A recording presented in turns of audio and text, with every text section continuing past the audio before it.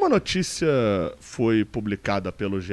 Globo sobre o John Arias como de certa maneira, uma atualização de que o jogador ainda não havia recebido propostas e que, sem essas ofertas da Europa, o Arias deixou ali num compasso de espera a situação dele e seguia treinando e jogando, seguirá jogando normalmente no Fluminense até que chegue uma nova proposta. Ele tem uma proposta de contrato feita pelo Fluminense que o colocaria como o maior salário do time, como um jogador que receberia num nível que a Europa está pagando, colocaria como um destaque, como de fato é, e alçaria a um porte de ídolo do Fluminense também no seu contrato com a equipe. Essa proposta foi feita lá em agosto, no meio daquele imbróglio da situação com o Galatasaray, e até agora não foi respondida ainda, mas essa proposta segue de pé. E essa situação do John Arias, somada a outras situações, a negociação do Rony e etc., começaram a me chamar a atenção por uma questão muito simples que é: o mercado está inflacionado. O que quer dizer essa frase? E por quê? O que o John Arias tem a ver com ela? Eu sou Gabriel Amaral, sou jornalista, sou tricolor. Você pode deixar um like aqui embaixo, se inscrever aqui no Raiz Tricolor, dar aquela moral pra gente, tá? Vamos lá, cara. O que quer dizer a expressão o mercado do futebol está inflacionado? Tá? Significa que o que não necessariamente é uma coisa muito simplesinha de se explicar de uma maneira mais complexa, então eu vou explicar de uma maneira mais simples. Significa que o jogador que ganhava 10 sabe que os clubes estão com dinheiro. Então ele fala, eu vou pedir 20. Porque se esse clube não me paga 20, o outro vai me pagar.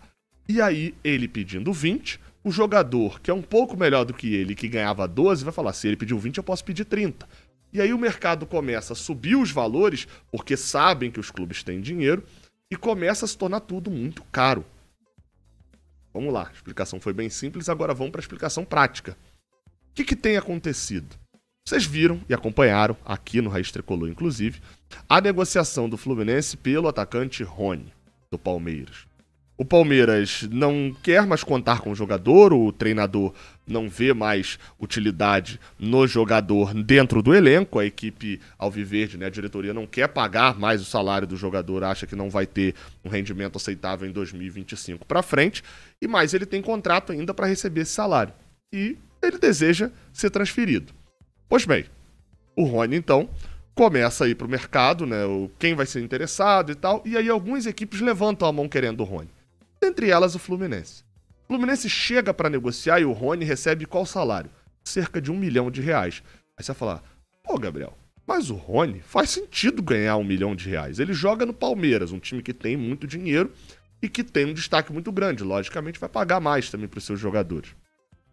Ele e durante muito tempo foi artilheiro, camisa 10 do Palmeiras, não só joga num time grande, num time que tem tido muitas conquistas, num time muito vencedor e com uma quantidade de dinheiro considerável nas últimas temporadas, mas também tem sido um dos principais jogadores nas temporadas anteriores. Caiu um pouco nas últimas temporadas, é verdade, mas esse contrato foi assinado quando ele estava muito bem. Então, isso justifica ele ganhar R$1 milhão.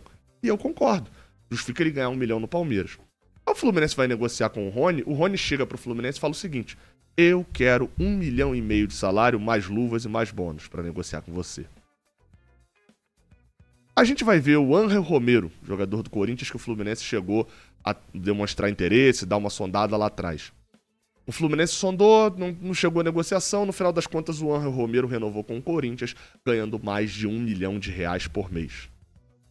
Wanderson, atacante do Internacional, pretendido pelo Vasco. O Vasco fez uma sondagem, tentou iniciar ali as conversas. A pedida do atacante do Inter foi de R$1 milhão por mês.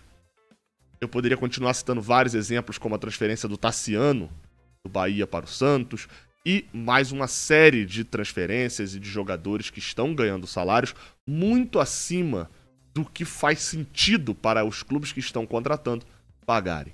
E por que isso está acontecendo? Por que esse mercado inflacionou? Por que os jogadores estão pedindo tão alto? Porque tem dinheiro entrando nos clubes. O futebol brasileiro nunca teve tanto dinheiro girando dentro dele como agora. Nunca teve tanta estrela no futebol brasileiro. Você já deve ter visto algum comentário desse recentemente. Você tá vendo aqui, tem o europeus vindo para cá, seja o Payet, o Bolasie, como jogadores que já vêm mais numa reta final, mas também como o Depay, que vem pro Corinthians, o Memphis Depay, como o Bright White, que vai pro Grêmio, e... É porque eu nem tô colocando aqui Marcelo e Thiago Silva, porque eles voltaram porque são brasileiros e vieram para um clube a qual eles já tinham uma relação. A gente tem alguns exemplos dentro do Brasil. A gente tá vendo o Fortaleza tirar um jogador do Boca Juniors. O Paul Fernandes. Durante um tempo até foi capitão deles lá. O futebol brasileiro tá rodando muito dinheiro aqui dentro. E de onde está vindo esse dinheiro diferente? A gente se organizou e agora o nosso futebol é uma maravilha e por isso que está entrando mais dinheiro? Não, pelo contrário. A liga, que era para poder fazer isso tudo, não rolou. Rolaram 2 grupos que vendem direito de televisão separados. E esse é o primeiro ponto. Esses grupos acabaram de vender direito de televisão. E se vocês forem pegar esses booms de dinheiro e de contratos, normalmente acontece quando se assina novos contratos de direito de transmissão. Foi assim em 2015, né? O Fluminense traz o Ronaldinho Gaúcho, assina alguns super contratos malucos. Foi assim lá atrás, em 2011. E tá sendo assim agora. Por quê? Quando esses clubes assinaram os novos contratos de televisão, o normal é que as empresas paguem luvas. O que é luvas? Como se fosse um bônus ou, em alguns casos, um adiantamento do contrato. O Fluminense, por exemplo, recebeu 12% dos próximos 50 anos de contrato que ele vai vender. Ele vendeu 20, recebeu 12, acabou que negociou para vender só 10, vai ter que devolver 2%. Mas recebeu uma bolada de dinheiro que foi gasta em 2023 com salários e 2024, já que não custa lembrar. Ou melhor, custa até lembrar disso. O Fluminense pagou o Gabriel Pires o ano inteiro, o Fluminense ainda paga a rescisão para Douglas Costa. Uma série de contratações ruins feitas pelo Fluminense em 2024 renderam, ou melhor, detonaram esse dinheiro que a gente recebeu. Então esse é o primeiro. Muito dinheiro entrou dessas vendas de contrato, antecipações e etc. E isso entrou ao longo de 2024 e nessa janela para 2025. Segundo motivo que está fazendo entrar muito dinheiro dentro do futebol brasileiro são as casas de aposta. A liberação, a regulamentação e agora um refino maior do governo federal dentro das casas de aposta. São só 14, inclusive a KTO, nossa parceira aqui, é uma das que tem o cadastramento vitalício, né? Então, conseguiu ali... vitalício não, definitivo, né? Que não vai precisar ficar se justificando por muito tempo. A KTO é uma casa de aposta reconhecida, certinha, correta, sem qualquer problema. Mas são só 14, né? E tem outras aí também. Mas essa proliferação de casas de aposta e essa chegada desse tipo de mercado nos últimos 5 anos, basicamente, dentro do Brasil, fez com que viesse um dinheiro que normalmente não se tinha antes aqui no futebol brasileiro. E são empresas que movimentam quantias de dinheiro muito altas. É porque tem muito retorno. E daí a gente começou a ver. O Fluminense, que estava sem master há mó tempão, assina com a Betano, ganhando mais de 10 milhões de reais por ano. Aí, passa um tempinho, vem a regulamentação, uma segurança maior, a Superbet vira e fala bem assim, não, você tá aí ganhando 10 no ano ruim, 19 no ano bom, vem pra mim, pra gente ganhar 50 no ano bom. Você ganhar tudo aí, vai bater 50 milhões. E aumenta os contratos. Então, esses contratos de patrocínio botaram dinheiro novo no mercado. E aí a gente foi vendo renovações, dinheiro novo, utilizado também. E, como eu sempre falo, os jogadores sabem. Os empresários sabem desses jogadores. Os clubes adversários sabem que o Santos assinou um contrato de TV, sabem que o Santos assinou com uma casa de aposta e que tem dinheiro lá dentro. Então o Bahia, na hora de vender, fala bem assim, para levar o Tassiano tem que pagar mais de 30 milhões de reais. E isso faz o mercado inflacionar. O terceiro ponto, que também tem feito esse mercado inflacionar, e aí é onde eu começo a chegar no John Arias, é o fato de que, já citei 2 tipos de dinheiro que está entrando. A terceira são clubes virando SAF, que também é uma novidade. A gente já viu aí, ao longo da Série A do Campeonato Brasileiro, dos clubes que são mais chamativos, que se tornaram SAF e o clube associativo vendeu para um dono que chega com a obrigação de investir em reforços, o Vasco, o Bahia, o Cruzeiro, o Atlético Mineiro o Botafogo e acho que esses 5... Tem alguns outros como Coritiba, mas são mais periféricos, não estão na Série A. Mas esses 5, e agora se fala também em Santos, se fala alguma coisa do Sul, enfim. Fato é que já são 5 times. E cada time desse que é vendido e que o dono novo chega e ele assina um contrato lá com a associação falando, olha, vou ficar com 90% do Cruzeiro, mas eu tô obrigado, do Botafogo é um bom exemplo, do Botafogo, do Vasco, mas eu tô obrigado a investir X milhões na contratação de jogador, X milhões na base, e esses X milhões, nesses 200 milhões, 100 milhões, fazem com que os clubes saibam, e os jogadores e representantes saibam, que aquele time tem dinheiro novo chegando, e aí ele sabe que, se veio uma proposta de 1 milhão, eu posso pedir 1,5 milhão que ele vai pagar, porque eles estão com dinheiro, e eles pagam. Então, essas 3 coisas inflacionaram o mercado, deixaram o mercado com valores astronômicos, aqueles valores que eu citei lá no início do vídeo. E o Fluminense não tem a SAF, né? Não virou SAF ainda, mas está na discussão para poder virar.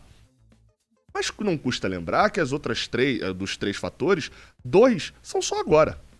Se o Fluminense virar SAF ao longo de 2024, efetivar uma venda ao longo de 2024, o Fluminense vai ter muito dinheiro para gastar no final de 2024, 2025. E vai fazer um supermercado. Depois, não tem mais venda, não tem mais investimento obrigatório e tal. Depois o cara é dono e ele não tem mais obrigações depois de cumprir o contrato. O Fluminense vendeu, como eu falei, já gastou o dinheiro das antecipações dos contratos da Liga. Não tem mais esse dinheiro. As casas de aposta não. Esse é um dinheiro que é mais regular ao longo do ano. Então o que vai acabar acontecendo com muitos clubes do futebol brasileiro?